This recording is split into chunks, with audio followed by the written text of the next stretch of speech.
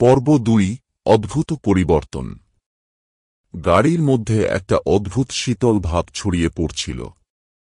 অরুণ বারবার মেয়েটার দিকে তাকানোর চেষ্টা করছিল, কিন্তু এক অজানা ভয় তাকে বাধা দিচ্ছিল।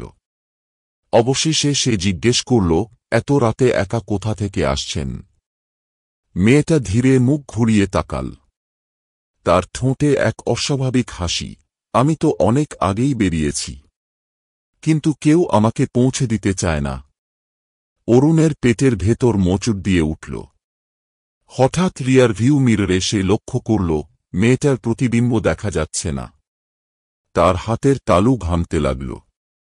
গাড়ির গতিও কিছুটা বাড়িয়ে দিল। কিন্তু তখনই মেয়েটার গলা শুনল, এত তাড়া কেন দাদা? তুমি কি ভয় পাচ্ছ?